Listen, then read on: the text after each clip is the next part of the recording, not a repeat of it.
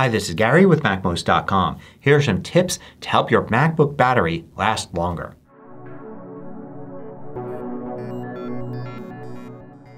MacMost is brought to you thanks to a great group of more than 1,000 supporters.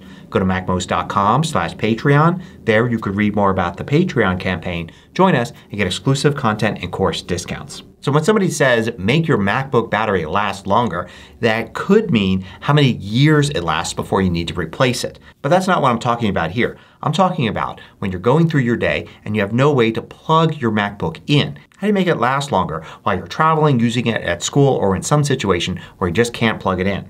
Well, the first thing you need to do is lower the amount of power your MacBook is using. One of the main things that uses power is the light from your screen. You can go to Control Center up here and you can go to Display and adjust the brightness.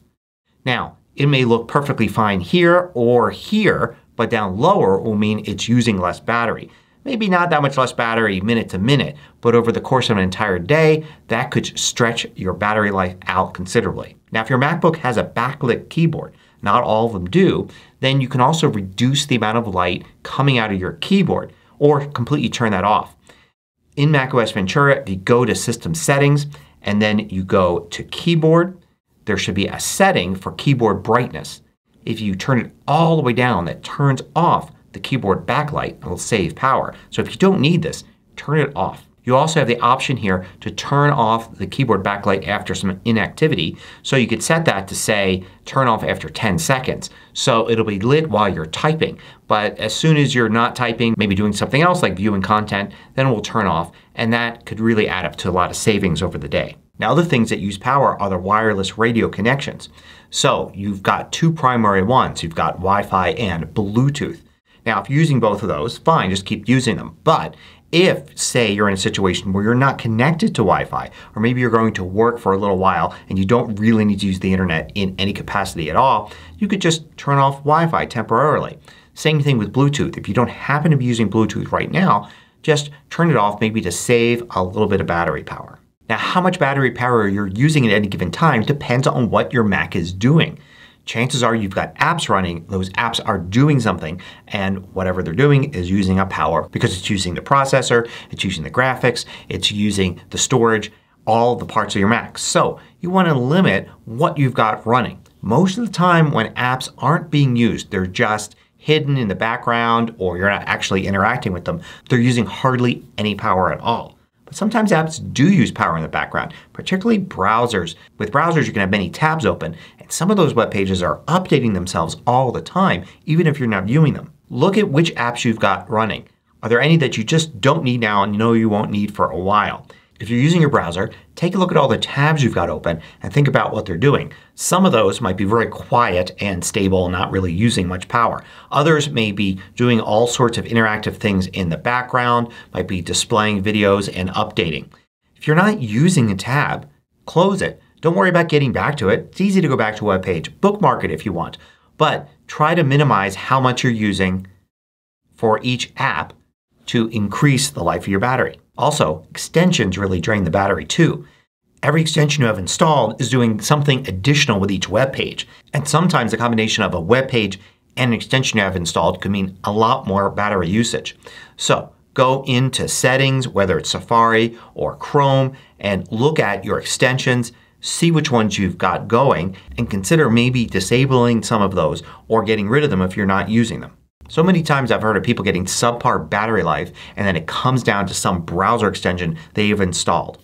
And speaking of apps, note that native apps tend to be better for energy use. What do I mean by native apps? Well, I mean the built-in apps like Reminders and Calendar and Safari, and also Apple's apps like Pages, Numbers, and Keynote.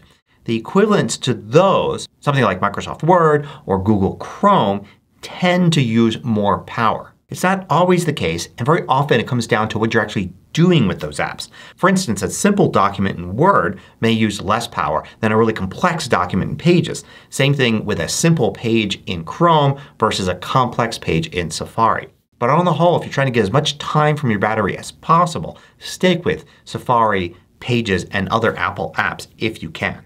Now if you want to find out how much power apps are using, you can using Activity Monitor. Launch Activity Monitor and click on Energy at the top.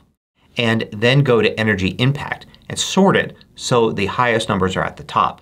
Now, any given moment that you're looking at the energy impact isn't going to tell you a full story. It's just going to tell you exactly what's going on right now.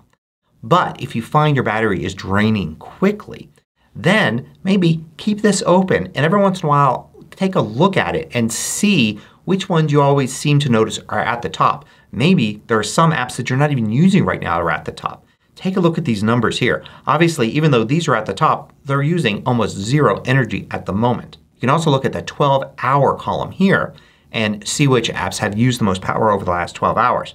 If the app at the top is using a ton of power, but it's the app you're using all of the time, then of course that's natural that it's going to be using the most energy. But look for apps that maybe you're not using very much, yet they still rank high here. And then maybe think about not having those apps running at those times where you need to maximize your battery life.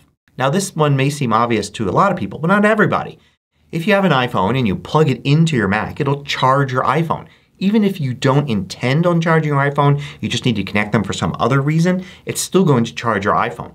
So try to not have other devices plugged into the ports of your MacBook. They're going to draw some amount of power either to charge the battery inside them or just to use those devices. Even if you're not actually using them at that moment, they still won't be drawing power. So the idea is have nothing plugged in to your MacBook unless you absolutely need it. Let's look at some more settings that can help.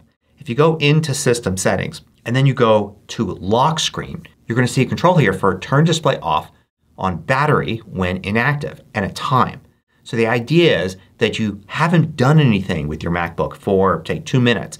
It will turn the display off and greatly reduce the amount of power it's using. So set this as low as you can stand. If you have it set to something like 10 minutes, well, it's easy for you to focus your attention on something else that you're doing, not your MacBook, and have your screen continue to use energy even if you're not using your Mac. But of course if you have it set to something low, it's as simple as maybe just touching the trackpad or pressing the space bar to wake the screen up, say if you're just reading something. Now some of the options here are going to be different depending upon which MacBook model you've got. For this M2 MacBook Air, I've got a setting here for low power mode and I can set it to only on battery. So it's going to reduce the use of power when I'm on the battery, which is perfect. Now I've also got a setting, if I scroll down here and click Options, for optimized video streaming while on battery. So if I turn that on, especially if I'm doing a lot of video streaming, then it will use less power. And then if you look at battery health, you can tap this right here and you've got information about your battery. One of the things you've got is optimized battery charging. So this is the automatic system where your MacBook battery won't charge all the way until just before you need it. So if every day you unplug your MacBook at 7 a.m. to get going, then it's going to know to not charge fully until just before 7 a.m. and then charge to 100%. But if you know you have this unusual situation coming and you want to have as much power in the battery as possible, switch this off in advance and then you can set it to turn off until tomorrow. So for instance, if you know you need to get up at 5 a.m. to catch a plane and you want your battery to be at max for the plane trip, well, turn this off until tomorrow. Then it'll charge your battery up to 100% and when you grab your MacBook at 5 a.m. you'll know it's fully charged and ready for a long day. And here's one last tip, especially for those that have older MacBooks. Another big drain on power is having the fans run. Now on newer M1 and M2 MacBook Pros and MacBook Airs, this really isn't much of a problem. Rarely does the fan come on and the MacBook Airs don't even have one. But for older Macs, they come on a lot more frequently. And as soon as that happens, you know you're not only using a lot of power for the CPU, that's what's causing the heat, but now you're using even more power because the fans are spinning. So try to keep your MacBook cool. Let air flow around it. Choose a cooler location to be using it if possible and maybe minimize using any apps that are really going to heat it up. So I hope you find this useful. I certainly use all these techniques when I know I have a long day ahead of me and I won't get to plug my MacBook in until it's done. Thanks for watching. If you liked this video, click the thumbs up button below to let me know. I publish new tutorials each weekday. Hit the subscribe button so you don't miss out.